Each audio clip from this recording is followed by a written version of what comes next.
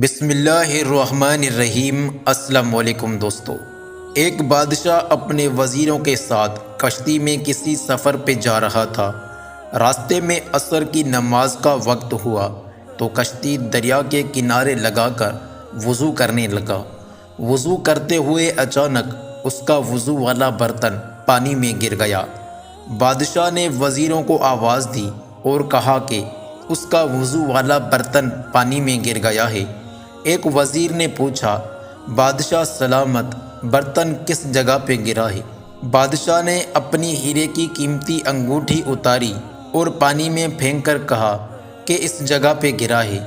وزیر نے اسی جگہ دریا میں چھلانگ لگا دی اور برتن لے کر باہر آ گیا۔ وزیر جب برتن باہر لے آیا تو برتن میں جھانک کر حیران ہو گیا کہ بادشاہ کی انگوٹھی اسی برتن میں پڑی ہے۔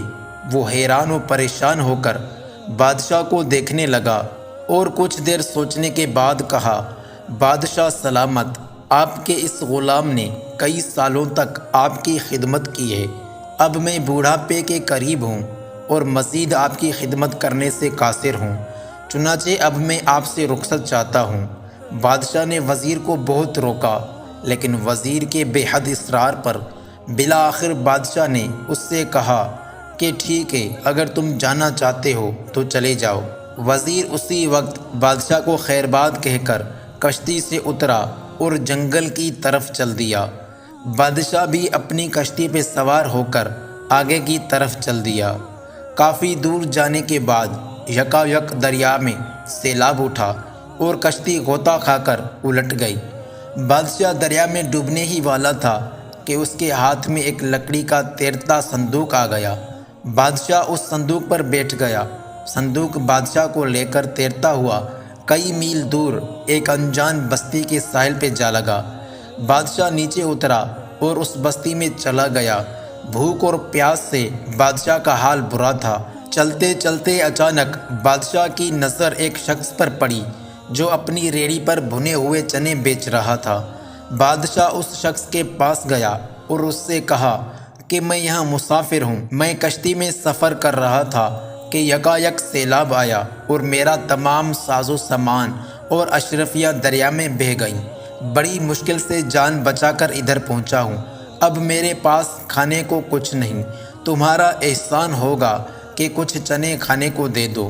بادشاہ کی حالت دیکھ کر اس شخص نے کچھ چنے بادشاہ کو دے دیے اور ساتھ ہی کہا کہ اگر تم روزانہ جنگل سے لکڑی کاٹ کر مجھے لا دو گے تو میں اس کے بدلے تمہیں بھنے ہوئے چنے دے دیا کروں گا۔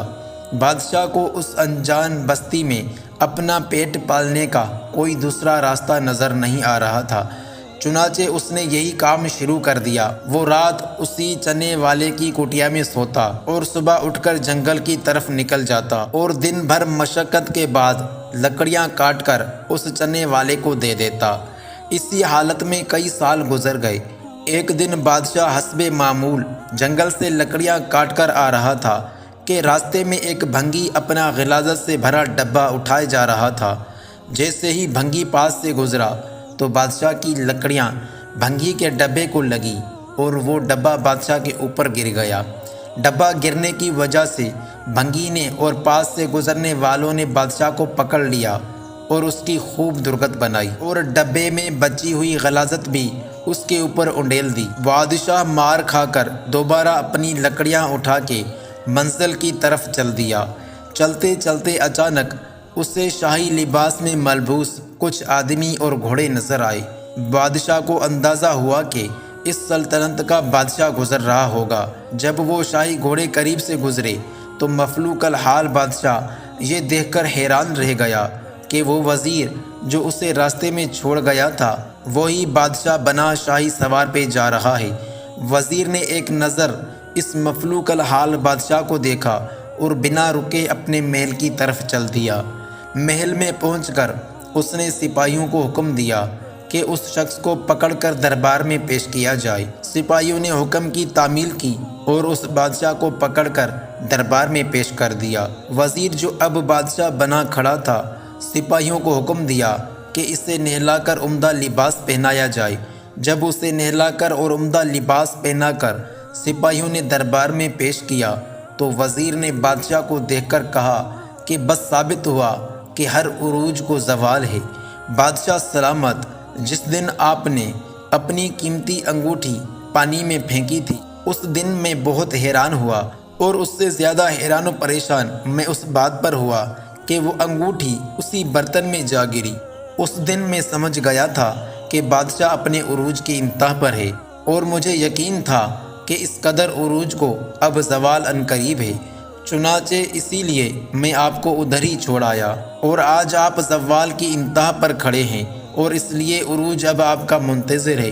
اس کے بعد وزیر نے بادشاہ کو گھوڑے اور تحائف دے کر اپنی سلطنت کی طرف روانہ کر دیا۔ ویڈیو کو لائک کرنے کے ساتھ ساتھ ویڈیو کو اپنے دوستوں کے ساتھ ضرور شیئر کیجیے گا۔